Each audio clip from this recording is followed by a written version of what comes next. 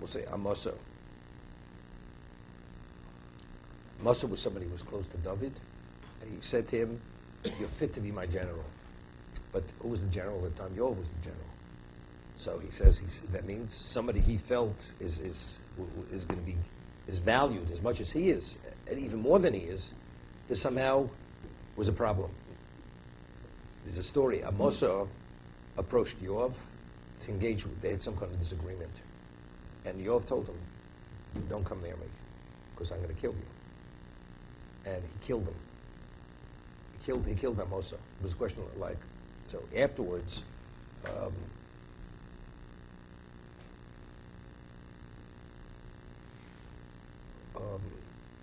because he killed him, so somebody took revenge and wanted to kill Yoav.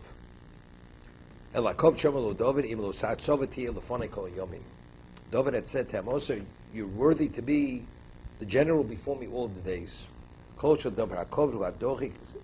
Meaning like this. There's a halacha by Rodev that if you're able to maim him rather than kill him, you shouldn't kill the person.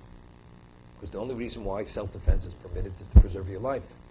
So if you're able to, let's say a child comes to you, and you can take away the weapon. You take it away from him, and you kill the child. There's no reason to kill the child. You could have preserved your life just by taking away the weapon from him. So, if factually you killed the person, there's no liability. Because factually the child was a rodif. But factually the person did the wrong thing. Okay? That was a similar situation of it. Yoav didn't have to kill Amasa, because he was much more adept in self-defense than Amasa was. But he killed him. But why did he kill? So what does that mean? But why didn't he have that clarity not to maim him and not kill him? The answer is because he had it in for him. Because since David acknowledged him to a greater degree than himself, that issue, which is literally like on a subconscious level almost, caused him to value Amasa as what? No, as a competition. He's my competition. You don't want anybody to compete with you.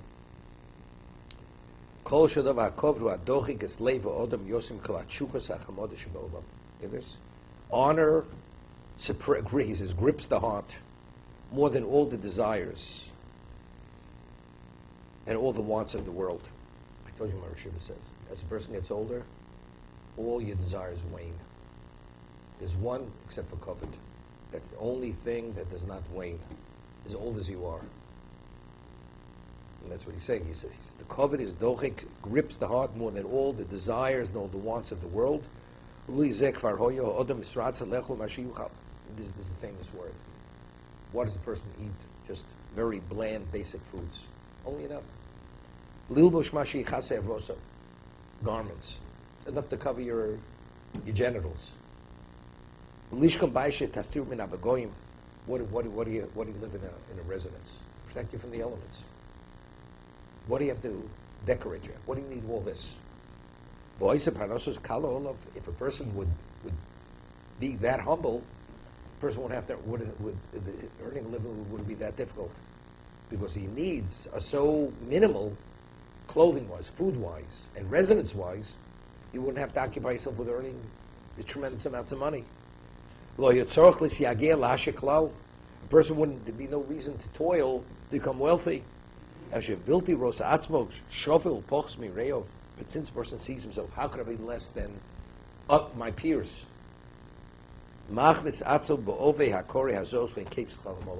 Person enters into the fray, and there's no end to his labor. Right? I mean, we speak about standard of living. Person says, how much do you spend on your wardrobe per year? Right? You say to a person, today's day and age.